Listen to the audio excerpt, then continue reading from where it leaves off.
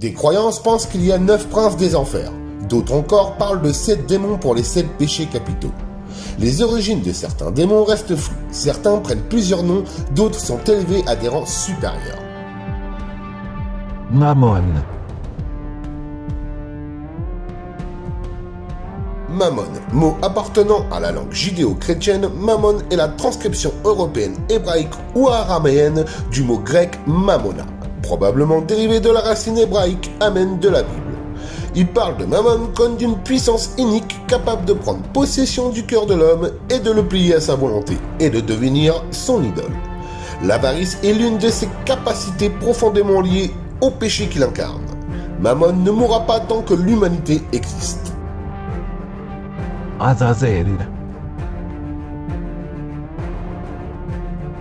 Azazel, mot appartenant à la langue hébraïque qui proviendrait du terme Azel qui signifie retirer.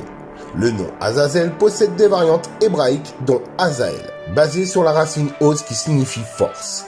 Les termes Ramael et Gabriel sont aussi indifféremment utilisés pour faire allusion à cette même entité.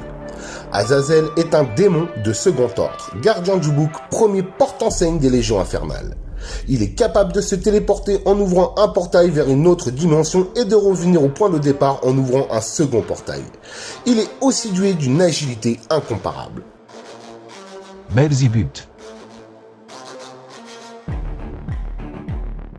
Belzébuth ou Belzébul est la forme grecque de Baal-Zébub, une divinité païenne qui est devenue un personnage biblique.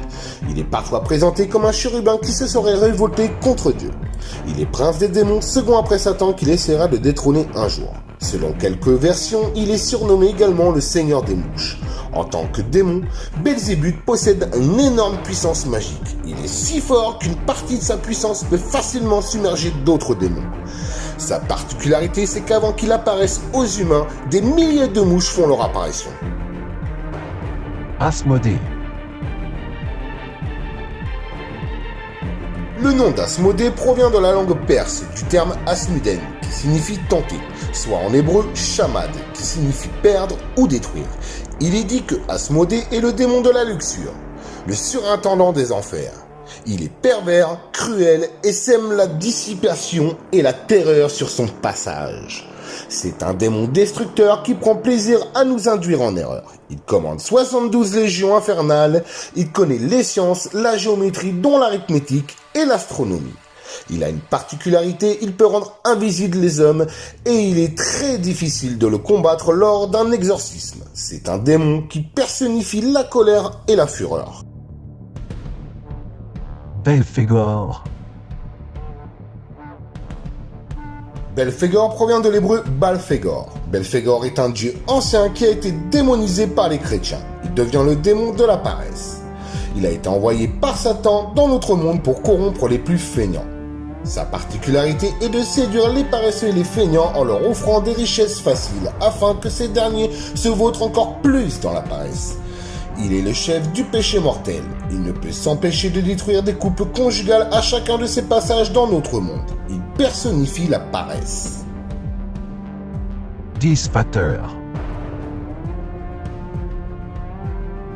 Dispater est le nom romain d'un dieu des enfers antiques qui est devenu au fil des années Pluton.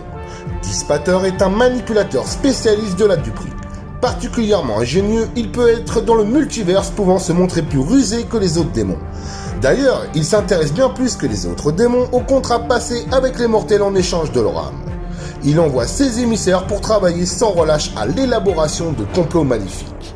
Dispater est l'un des plus fidèles vassaux d'Asmodée. Il est le souverain du deuxième plan infernal. Il a la particularité de favoriser le complot et la discorde. Méphistophélès. Méphistophélès est l'un des princes de l'enfer.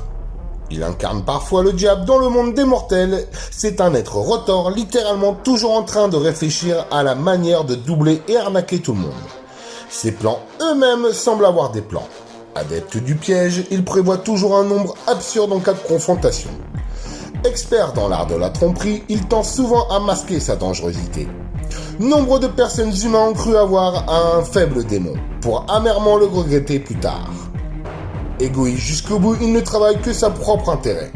S'il est considéré comme le valet de Lucifer, nul doute que le diable et lui jouent à un jeu de dupes, et se doublent l'un et l'autre régulièrement.